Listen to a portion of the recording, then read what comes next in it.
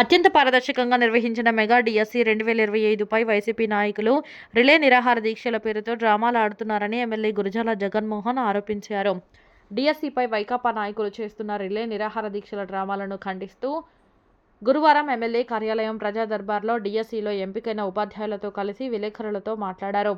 ఈ సందర్భంగా ఎమ్మెల్యే మాట్లాడుతూ ఇచ్చిన హామీ మేరకు మెగా డిఎస్సిని పారదర్శకంగా నిర్వహించి 16,347 మందికి ఉపాధ్యాయ ఉద్యోగాలు కల్పించడం జరిగిందన్నారు. మంత్రి నారా లోకేష్ నేతృత్వంలో యువతకు ఉద్యోగాలు కల్పిస్తూ మరోవైపు అనేక పరిశ్రమలు, కంపెనీలను తెచ్చి యువతకు ఉపాధి, ఉద్యోగ అవకాశాలు కల్పిస్తున్నారన్నారు.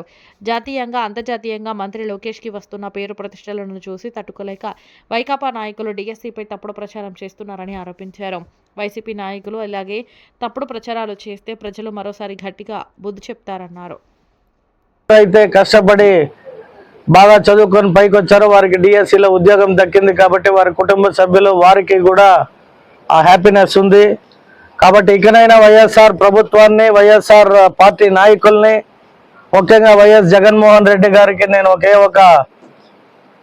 ఈ సందర్భంగా ఒక ప్రశ్న కాదు, ఒక రిక్వెస్ట్ ఆయన్ని చేస్తాను. మంచి పనిని మంచి అని చెప్పండి.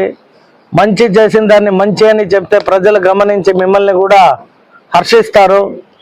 మంచి పనిని కూడా మీరు తప్పుడు పని అని పదే పదే మీకున్న పేపర్, టీవీ ఛానల్లో చెప్పుకుంటే అది మంచి పద్ధతి కాదు. ప్రజలు కూడా గమనిస్తూ ఉంటారు. ఆంధ్ర రాష్ట్ర ప్రజలు చాలా తెలివైన వాళ్ళు. ఇవాళ చూస్తే ఇక్కడ చిత్తూరులో కూడా డిఎస్సి పైన నిరాహార దీక్ష ప్రారంభించారు.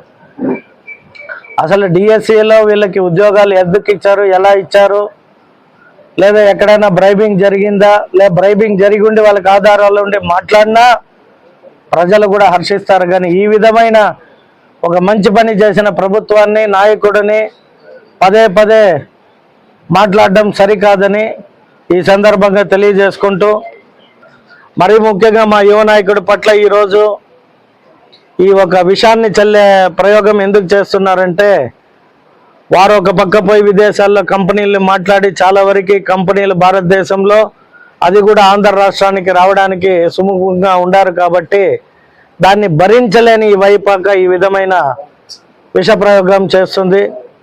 కాబట్టి మీరు ఖచ్చితంగా మీడియా సోదరులందరినీ కోరుకునేది, ఉద్యోగం వచ్చిన ప్రతి ఒక్కరు ఇక్కడ ఉండారు. ఏమ్మా, ఎవరికన్నా ఎమ్మెల్యే గారు లెటర్ ఇచ్చారమ్మా? మీకు ఎవరికన్నా, మీరు ఎవరైనా ఎమ్మెల్యే లెటర్ అడిగారా? లేదా ఎవరి దగ్గరకన్నా పోయి ఉద్యోగం కావాలి మేము పలానా ఇస్తామని ఎవరినైనా అడగాల్సిన అవసరం ఏమన్నా వచ్చిందా కూటమి ప్రభుత్వంలో?